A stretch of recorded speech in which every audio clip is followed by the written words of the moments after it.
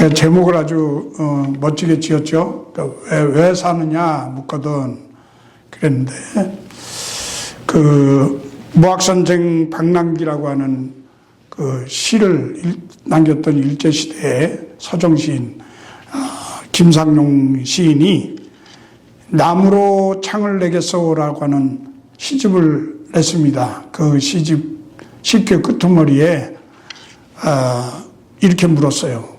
왜 사느냐 묻거든 웃지요.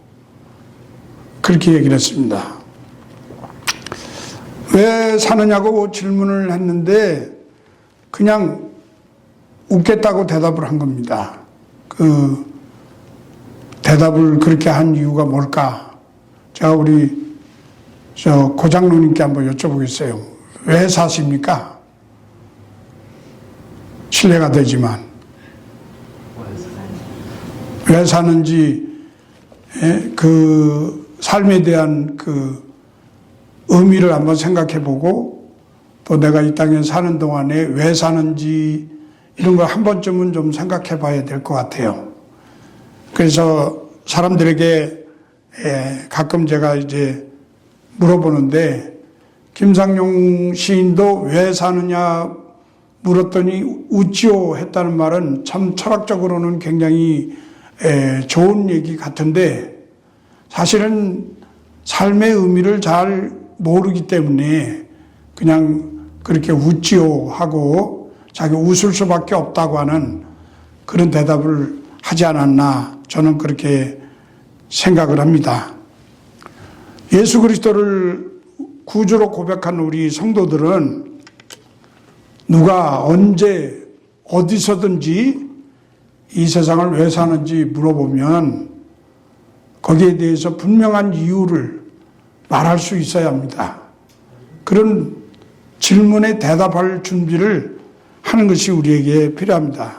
그래서 오늘 본문에 나오는 게바라고 하는 사람, 게바가 누구냐면 피터예요. 베드로라고 영어 성경이 나오잖아요. 피터는 이렇게 말을 했어요. 또 너희가 열심히 선을 행하면 누가 너희를 헤아리요. 그러나 의를 위하여 고난을 받으면 복 있는 자니 저희의 두려워함을 두려워 말며 소동치 말고 너희 마음에 그리스도를 주로 삼아 거룩하게 하고 너희 속에 있는 소망에 관한 이유를 묻는 자들에게는 대답할 것을 항상 예비하되 온유와 두려움으로 하고 이렇게 말씀합니다. 한마디로 왜 사느냐 묻거든 대답할 준비를 하고 있으라는 거예요. 언제 어디서든 누가 우리에게 그런 질문을 할지 모르는데 그런 대답을 할 수 있어야 한다는 겁니다. 제가 여러분들에게 다시 묻습니다. 여러분 왜 사십니까? 우리가 왜 사냐 이렇게 물어보면 어떤 사람들은 한참 동안 한숨을 쉬다가 자식 새끼들 때문에 살지요. 예. 뭐 죽지 못해서 살지요. 이렇게 대답하는 사람들이 종종 있어요. 어떤 사람들은 돈에 미쳐서 사는 것 같습니다. 어떤 사람은 명예와 권력 때문에, 어떤 사람은 지극한 사랑 때문에, 또 쾌락 때문에, 그리고 어떤 사람은 자기를 사랑하는 일, 일에 미치고 성취감에 사로잡혀서 그렇게 살고 있습니다. 정말 인생에 사는 목적이 그거입니까? 오늘 이 질문에 대해서 우리는 한번 깊이 생각할 수 있는 시간을 갖기 위해서 오늘 이 말씀을 드립니다. 오늘 이 본문의 배경을 살펴보면 베드로 사도가 안디옥에 가가지고 이방인들과 함께 식사를 하게 됐습니다. 그 식사를 하는 중간에 예루살렘으로부터 야고보가 이제 찾아온 거예요. 야고보와 그 유대인 형제들이 함께 이제 베드로를 찾아왔어요. 베드로가 유대인들이 오는 것을 보고 이방인들과 함께 식사를 하다가 이 유대인이 이방인들과 식사를 하는 것이 전통에 어긋난다 하는 비난을 받을까봐 염려해서 얼른 그 자리를 피해버렸습니다. 다시 말해서 할례자들을 두려워해서 할례받지 않은 이방인들과 같이 식사하는 그것을 비난받을까 두려워서 피한 거예요. 그 바람에 같이 먹던 바나바도 따라 일어나서 피했습니다. 이러한 행동은 사실은 자기 자신의 삶의 모습을 경건한 삶이라고 이렇게 포장하는 외식적인 그런 위선된 행동이었죠. 이 당시에 베드로 사도의 지위로 봐서는 이러한 행동이 여러 사람들에게 영향을 주고 동요를 일으킬 만한 그런 문제였습니다. 사도행전 10장 2절에서 28절 이하에 보면 이방인을 더럽다고 하지 말라는 하나님의 지시를 받은 베드로가 이방인 고넬료 가정에 가서 복음을 전합니다. 그리고 그 후로부터 이방인과 더불어서 식사도 하고 서로 신령한 교제를 나누었던 것이에요. 베드로는 하나님은 이방인도 구원하는 것을 기뻐하신다, 이런 확실한 신앙을 가지고 살았기 때문에 예루살렘 회의에서도 그 바울의 입장을 지지했던 사람입니다. 그럼 그가 안디옥에서 유대인들의 비난이 두려워가지고 앞뒤가 맞지 않는 이런 행동을 한 것입니다. 이를 지켜본 바울이 신앙의 대선배나 다름없는 베드로 사도를 책망하면서 말하는 내용이 오늘 본문의 내용입니다. 14절 말씀에 네가 유대인으로서 이방을 쫓고 유대인답게 살지 아니하면서 어찌하여 억지로 이방인을 유대인답게 살게 하려느냐.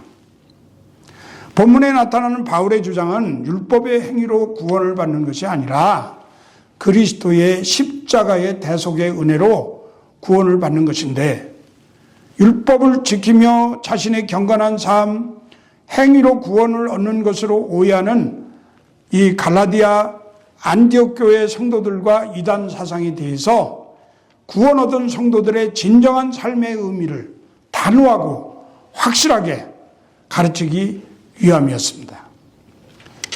그리스도인들은 복음을 확신하는 삶을 살아야 합니다. 갈라디아서 2장 15절 16절 우리가 오늘 본문 읽었는데요. 다시 한번 제가 읽겠습니다. 우리는 본래 유대인이요 이방 죄인이 아니로되 사람이 의롭게 되는 것은 율법의 행위로 말미암음이 아니요 오직 예수 그리스도를 믿음으로 말미암는 줄 알므로 우리도 그리스도 예수를 믿나니 이는 우리가 율법의 행위로서가 아니고 그리스도를 믿음으로써 의롭다 함을 얻으려 함이라. 율법의 행위로서는 의롭다 함을 얻을 육체가 없느니라. 아멘. 바울은 유대인의 특권을 전제하고 있습니다. 유대인은 이방인들과 원래부터 구별되어 있었어요. 그래서 로마서 3장 1절 2절에서 이방인들보다 유대인들의 나음이 하나님의 말씀을 맡은 것이라 이렇게 말씀했습니다. 그리고 로마서 9장 4절 5절에서는 양자됨과 영광과 언약들과 율법 세우심과 예배와 약속들, 그리고 육신으로는 예수 그리스도가 그 조상에서 난 것 등이 유대인들의 이방인들보다 훨씬 우월한 것이라고 기록하고 있습니다. 이런 것들이 유대인들의 현저한 우월성을 인정하는 그런 말씀이죠. 그러나 죄인은 우리 인생들이 의롭게 되는 것이 유대인들이 월등하다고 해서 유대인들만 되는 것이 아니라 유대인이나 이방인들을 막론하고 오직 예수 그리스도를 믿는 믿음으로 말미암아 된다는 것입니다. 이것이 참으로 우리로서는 형언할 수 없는 기쁜 소식, 즉 복음인 것이 인간의 행위가 아닌 은혜이기 때문인 줄로 믿습니다. 아멘. 여러분, 우리가 오늘 찬송을 했습니다. 내 삶을 애워싸는 하나님의 은혜. 이거 한번 생각해 보셨어요? 내 삶을 애워싸는 하나님의 은혜. 하나님의 은혜가 우리의 모든 삶 가운데 겹겹으로 우리를 애워싸고 필요할 때마다 필요한 곳에서 필요한 시간에 우리를 극진히 사랑하시는 모습으로 나타난다는 거예요. 그것이 있기 때문에 우리가 살아갈 이유가 있는 것입니다. 저는 이 내 삶을 애워싸는 하나님의 은혜라는 말씀을 너무너무 좋아합니다. 곰곰이 생각해 보면 오늘도 내 삶을 에워싸는 하나님의 은혜를 헤아려 볼 수가 있어요. 한번 생각해 보세요. 가만히. 여러분 삶 속에 하나님이 어떻게 오늘 여러분을 간섭하시고 또 지도하시고 감찰해 왔는지 자기 자신은 다 알 거예요. 곰곰이 생각해 보면. 오늘 하나님이 나에게 이렇게 예배를 드릴 수 있는 자리로 이끌어 주신 것, 하나님이 내가 오는 과정에서 아무런 사고 없이 예배당까지 안전하게 올 수 있도록 해주신 것, 이게 별거 아닌 것 같지만 세상에 많은 사건 사고가 있습니다. 폭풍이 일어납니다. 전쟁이 일어나는 가운데 있습니다. 기득권 속에서 사는 사람들이 있습니다.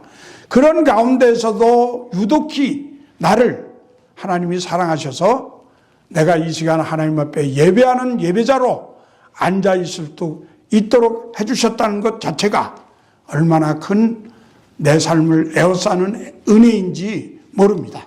믿습니까? 16절에 보니까 율법의 행위로는 의롭다함을 육체가 없느니라.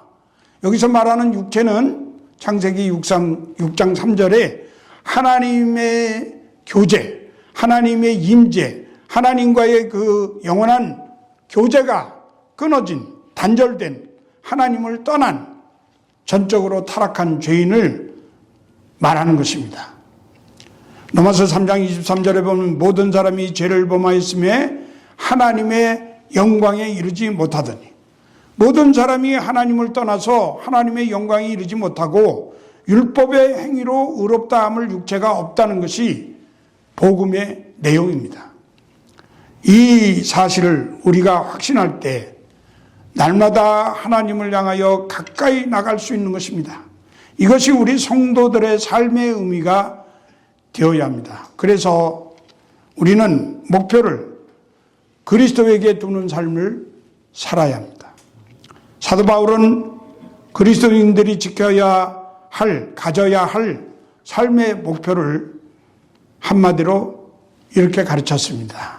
너무나 잘 아는 성경 말씀 갈라디아서 2장 20절, 우리가 이 말씀을 항상 암송하고 있는데, 내가 그리스도와 함께 십자가에 못 박혔나니 그런즉 이제는 내가 사는 것이 아니요 오직 내 안에 그리스도께서 사는 것이라.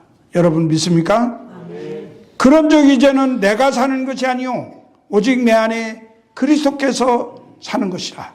나를 위해서 십자가에서 피 흘려 돌아가시고 내 모든 영원히 형벌받을 수밖에 없는 죄악들을 말끔히 단번에 씻어주신 그 십자가의 그리스도, 그분이 내 안에 사는 것이다.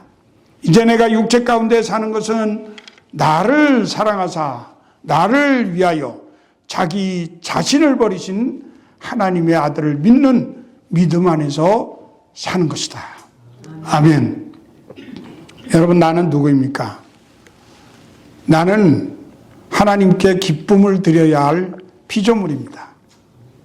나는 하나님과 교제해야 할 피조물이에요. 나는 하나님의 영광을 이 땅에 살면서 내 삶을 통해서 살아들여야 할 그러한 피조물입니다. 그런데 나는 하나님께 기쁨을 드리지 못했고 하나님을 거역하고 멀리 떠났고 하나님의 임재와 영광을 가로챈 그런 죄인입니다. 세상적인 일에 몰두하고 쾌락적인 일에 자신을 내어던질 때가 많았죠. 그러면서도 율법의 요구를 쫓아서 자신의 구원을 이루어 보려고 철학과 지식과 행위로 노력하는 자아입니다. 여러분, 주일날 예배에 참여한다고 해서 내가 구원받는다 생각하시면 안 돼요. 나는 예배 오늘 드렸으므로 구원받는데 문제가 없다, 그렇게 자신하시면 안 됩니다. 우리의 행위가 결코 구원을 주지 않습니다. 헌금 많이 드렸다고 해서 내가 다른 사람을 구제하고 봉사하고 섬기면서 교회 와서 찬양 인도하고 이렇게 했다고 해서 하나님이 그것을 구원의 수단으로 사용하지 않는다, 그 말이에요. 하나님의 진노의 지팡이로 한없이 두들겨 맞아야 마땅하고 온 몸과 영혼이 하나님의 진노로 터지고 깨지고 찢어지고 부서져야 하는 것이 본래 하나님의 공의입니다. 하나님의 사랑의 성품과 모순되는 것이 하나님의 공의예요. 우리는 아무리 노력해도 하나님의 진노를 누그러뜨리거나 갚을 수 없는 죄인들이기 때문에 하나님 자신이 스스로 누그러뜨리고 위로하고 그 하나님을 만족시켜야 하기 때문에 하나님 자신이 스스로 십자가의 고통과 죽음을 당하시고 죄인들을 오래 참으시는 사랑으로 대하심으로써 나를 구원하셨습니다. 이것이 하나님의 은혜요 자비와 공일인 것입니다. 이것을 존 스타트 목사님은 그리스도의 십자가라는 책의 결론 부분에서 자기 대속에 의한 자기 만족이라고 했습니다. 하나님이 자기 자신을 들여서 자기를 위무하신 거예요. 만족시키셨다는 거예요. 우리의 행위로는 만족이 되질 않으니까. 왜 예수 그리스도께서 십자가에 못 박히셨습니까? 그것은 바로 내 죄를 사하시기 위해서입니다. 갈라디아서 1장 4절 말씀에 그리스도께서 하나님 곧 우리 아버지의 뜻을 따라 이 악한 세대에서 우리를 건지시려고 우리 죄를 대속하기 위하여 자기 몸을 주셨으니, 그리스도께서 죽으심은 순전히 다른 사람이 아니라 나를 위해서, 나의 죄값을 대신 치르시기 위해서 하나님이 그렇게 하심으로써 자기가 만족을 얻기 위해서 그렇게 십자가에서 돌아가셨다는 겁니다. 그러므로 죄인인 내가 예수 그리스도와 함께 십자가에 못 박히심으로 죄사함을 얻게 된 것입니다. 그래서 오늘 말씀에 내가 사는 것은 내 안에 그리스도께서 사신 것이라. 그 그리스도는 십자가에서 나를 위하여 죽으신 하나님의 아들이라고 그렇게 고백하잖아요. 요한일서 2장 12절 말씀에 자녀들아 내가 너희에게 쓰는 것은 너희 죄가 그의 이름으로 말미암아 사함을 받았다. 믿습니까? 예수 그리스도의 십자가의 죽으심과 함께 죄사함을 받은 우리는 이제부터 삶의 이유를 분명히 해야 합니다. 그런즉 이제는 내가 산 것이 아니오 오직 내 안에 그리스도께서 사신 것이라. 내가 지금 움직이고 사는 모든 것이 다 예수 그리스도라 생각하시면 여러분의 삶이 얼마나 더 아름답고 경건하고 정결하고 그렇게 되지겠어요. 내가 사는 게 아니고 내 성질대로 사는 게 아니고 내 기분대로 사는 게 아니고 내 지식대로 사는 게 아니고 그리스도께서 내 안에서 죄인을 용서하신 그 십자가의 사랑으로 내 안에서 산다고 하면 이제 내가 육체 가운데 사는 것은 나를 사랑하사 나를 위하여 자기 자신을 버리신 하나님의 아들을 믿음 안에서 사는 것이라. 그러므로 우리가 육체로 살지만 내 안에 사는 분이 그리스도이시니까 우리의 그리스도가 자기 자신을 버리신 것처럼 여러분도 여러분의 모든 육체적인 욕망과 생각을, 정욕을 다 버리고 살아야 될 줄로 믿습니다. 내가 사는 이유는 내 안에 내 모든 생활 속에 내 육체와 영혼 속에 나의 연합된 예수 그리스도가 살기 때문입니다. 이제는 예수 그리스도의 생명으로 사시기를 바랍니다.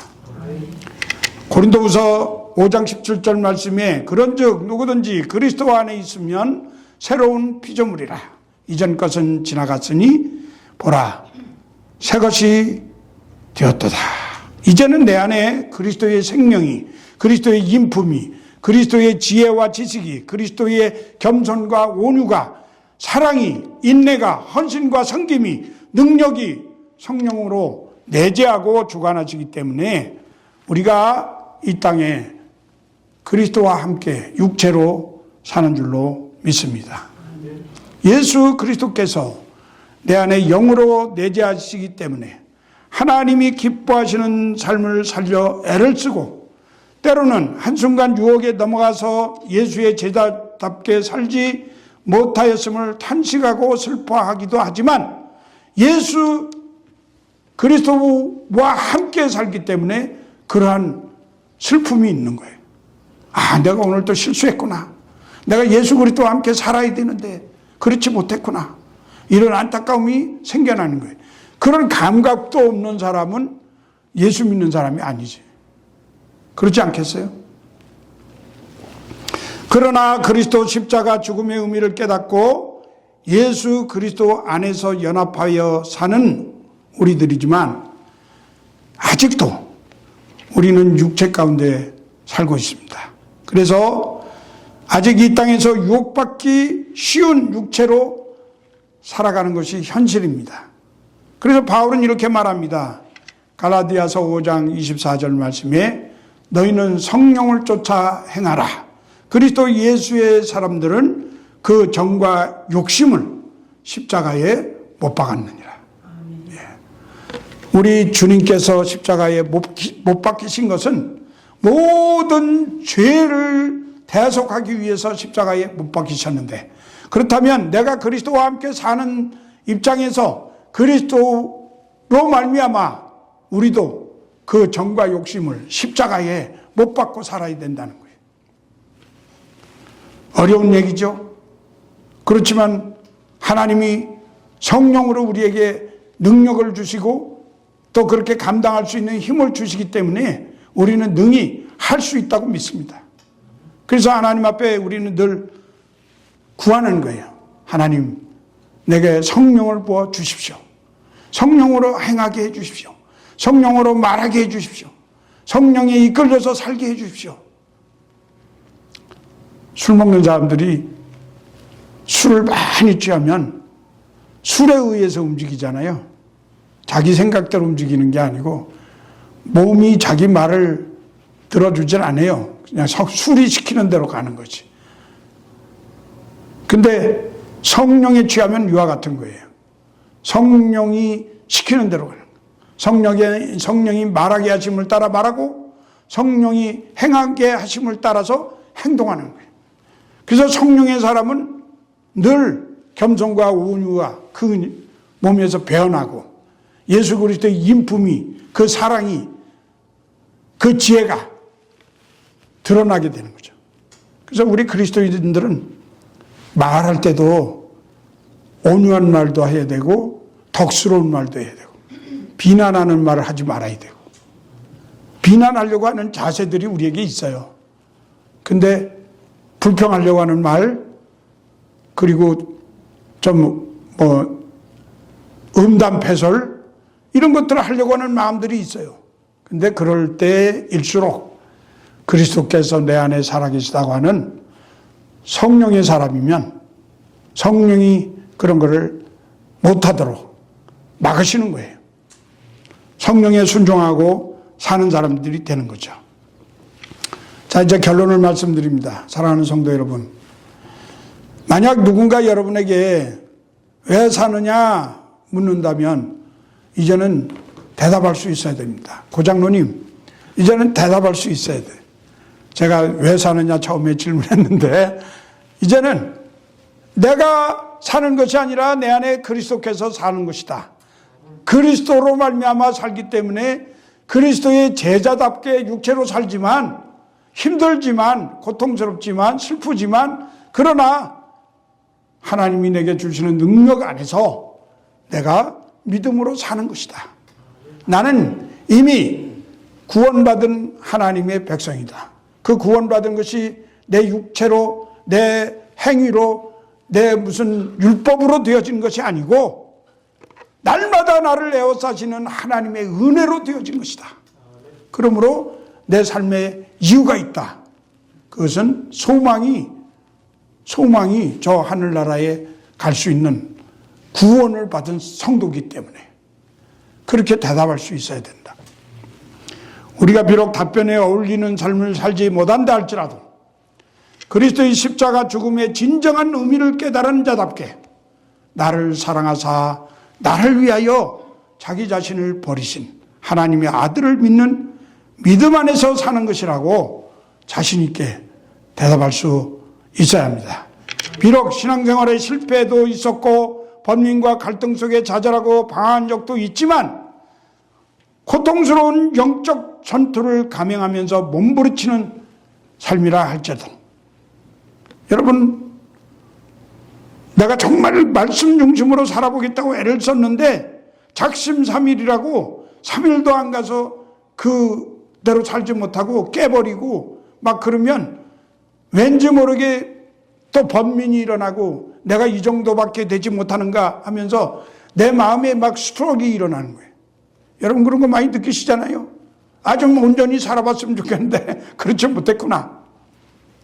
그렇게 산다 하더라도 그럼에도 불구하고 언제나 예수 그리스도와 그의 나라를 위해 살고 싶어 했던 사람이었다고 그렇게 고백할 수 있어야 할 줄로 믿습니다. 이런 믿음 안에서 사는 성도들이 되시기를 주의 이름으로 축복합니다.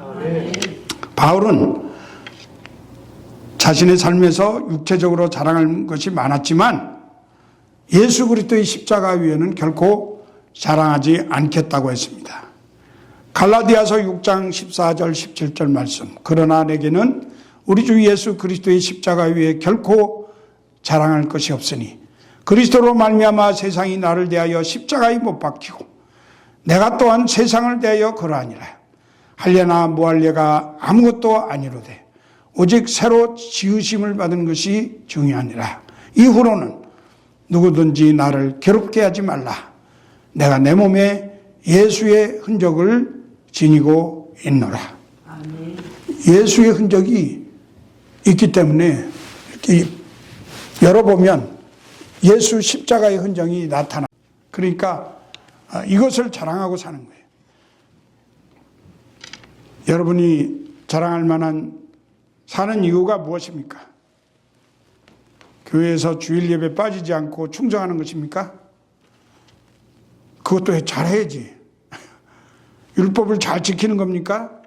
하나님의 말씀에 순종하고 잘 살아야죠. 근데 율법을 이루는 사람이 하나도 없어요. 하나도. 세상에서 법을 잘 지키며 저 사람은 법 없이도 살 사람이야 이런 소리를 듣습니까? 얼마나 착한 양심을 가지고 살아서 세상에서 그런 존중을 받을 수 있습니까?